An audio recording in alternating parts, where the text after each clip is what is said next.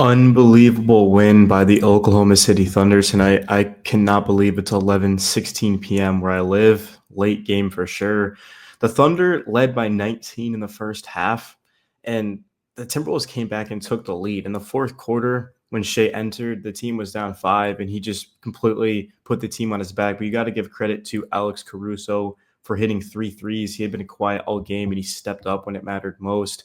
The Timberwolves had 35 clutch games coming in, now 36, the most in the league. So this is nothing new to them, being in close competitive games and also losing them. I think they're 15 and 21 now. That sounds about right. So they just don't win clutch games, and you guys can kind of see why, right? Now, albeit they were without three starters and Gobert, DiVincenzo, and Randall. But this is exactly why OKC has a lot of skeptics. A lot of people don't think they're a tough team, and I get that they have. I think the Cavs have the best record in basketball right now. I'm pretty sure, but like OKC, I mean, they're the number one team in the West. They have the best. Looking at their differential, it's the best in NBA history, but they haven't been tested, right? And that's exactly why I'm watching these games closely to see how they perform down the stretch of the season and in the clutch time. But this is exactly why I think OKC is going to the finals. I don't think anyone in the West is going to be able to beat them. I think the only team that could actually beat them in a 7-game series is Boston, and I think that would be really close to probably go 7 games. First defense in basketball, Minnesota, fifth defense, so two elite defenses, and we kind of saw why. A lot of just tough shots. Everything was so just difficult to get. Anthony Edwards was so inefficient tonight. He scored like 25 points. Where's the stats, bro?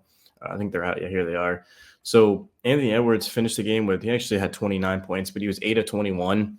Got to the free throw line 10 times, 4 of 13 from three. Of course, nobody takes more threes than Ant and makes them in the league. So I expected him to take a lot of them. 10 board. He had a pretty good game, but he got up to such a slow start and he was never able to recover from it. I think he missed like his first, what was it, like 5 or 6 shots, guys, to start this game, and he just never got in a rhythm. And on the other hand, Shea, the other superstar in this game, ended up having 37 points, 8 assists, 3 steals, 3 blocks. The one knock against Shea in this game was definitely the turnovers. He had 5 of them. Shea just does not turn the ball over. Like, this is a very uncharacteristic game of him. He started off with multiple. And of course, late in this game, I thought it was deflected, but the refs didn't think so when he was trying to throw it down to Wallace towards the post, of course. Yeah, but Shea in the fourth quarter just took over. It wasn't with his scoring, though. It was with his passing. He just makes everyone else better. And if Shea doesn't win MVP, I'm going to look back on this game and just say it's clear that this guy is the most valuable player in the league, because this team just did not look that great when he was off the floor. Like, he was a plus 16.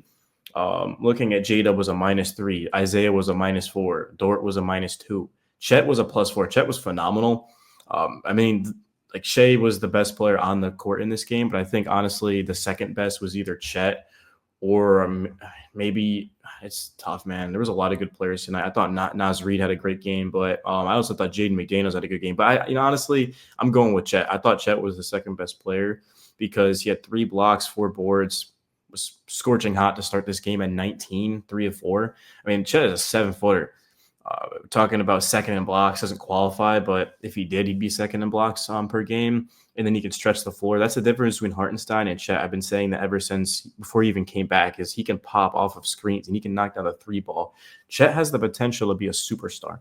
I know superstar is used very loosely nowadays, but Chet literally can like change a game. Like, he can change a playoff series, and I think he's really the X factor for the Thunder. Everyone wants to talk about their 2 All-Stars in Shea and J-Dub, but Chet, to me, is the difference between them being another, let's say, like a second-round exit or winning the championship too, especially against the best teams, Cleveland, Memphis, Boston. You need rim protection. You need elite defense. And you want to just make other teams as predictable as possible offensively. And Boston can be very predictable offensively. That's one of the main knocks against them too. And I think Chet would be able to do that to them too. So yeah, I'm excited about that. Isaiah, though, had 9 boards, 5 assists, 12 points. Good game overall from him. Dort, he didn't necessarily put up the most stats, but Dort gave the Thunder a good 32 minutes.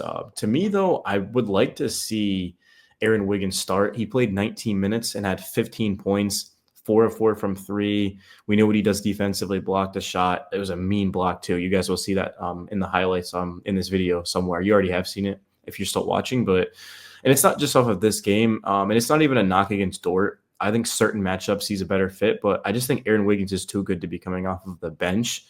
And you just look at J-Dub, Hartenstein, Chet, and Shai. Isaiah Hartenstein has an all-star level impact. Shai's a superstar. J-Dub's an all-star, legit all-star. And then Chet Holmgren, like I said, I think has that superstar type of ability, man. I mean, it's crazy to think how good and young this team is. OKC, the youngest team in the league.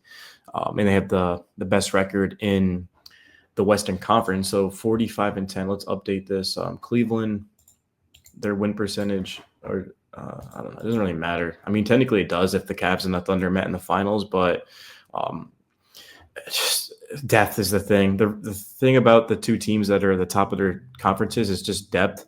The Cavs got 12, 13 guys that they feel comfortable playing, and because of that, their starters are always fresh. Shai, coming into this game, had sat in 14 fourth quarters, and he's still leading the league in scoring. Like, that's ridiculous. I mean, it's like unheard of. A guy that's sat 14 fourth quarters and still leads the league in scoring. I mean, we're talking about Shai would be averaging, 40 points? He'd be averaging close to 40, like probably like 38 and a half if he wasn't sitting all these fours. The Thunder are now 32-4 with Isaiah Hartenstein. When I told you guys all-star level impact, that stat proves it.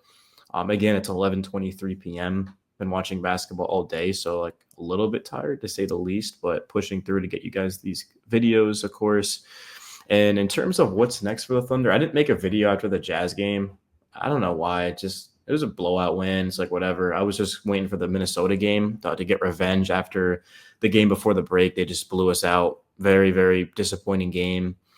But the Thunder responded. It wasn't easy, blowing a 19-point first half lead. But in the fourth quarter, guys stepped up. And I need to see more of that too, especially in the playoffs, is in the fourth quarter, can guys knock down shots and can they get those big-time stops too?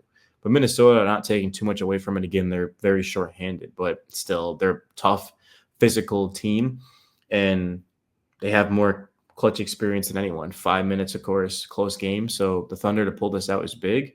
Monday night in OKC, of course, these two teams will play again. And then Wednesday is going to be at Brooklyn, and then Friday is at Atlanta. I think the Hawks scored like 140. But I watched most of that game. The Hawks scored 140 and lost today. Just ridiculous. They scored 143 points and didn't win. Like, it makes no sense. But yeah, really, that's kind of it, though. I don't know when this video will be up. Hopefully, it passes copyright checks because I'm using like 1 minute and 9 seconds to be exact of footage from the game. So hopefully that passes. But yeah, that's pretty much it. To me, I think Jokic's impact overall is more valuable than Shai, but at the same time, the Thunder are having one of the best seasons we've ever seen in NBA history. Shai is an elite defender, like a significantly better defender than Jokic. Like, Shai's defense was just as good as his offense in this game, and he had nearly 40, and all those assists he had too. So, I mean, Shai right now, I think we can call him the best two-way player. Like, let me know. I mean, Giannis probably makes a strong case for that, but like, I think it's got to be Shai. I think Shai will win MVP too. People are going to complain as always, but it's just his award to lose too. And again, we can bring up the numbers, but again, guys, 14 fourth quarters, like I said, Shai hasn't played it. So it's not really fair to bring up numbers. Like, he's getting it done so early in the game. And yeah, you could be like, oh, well, the Thunder are so good. That's why he's not playing on these fours, which is true. But at the same time, we saw in this game exactly how the Thunder look without Shai, especially when it matters most, right? Like, they've got good players, but I mean, Shai's a great player, right?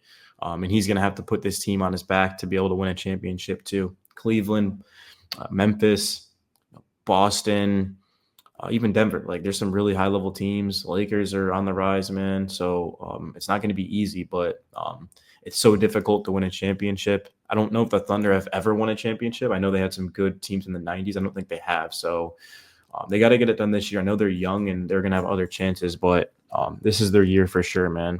But yeah, I'm out, guys. Peace.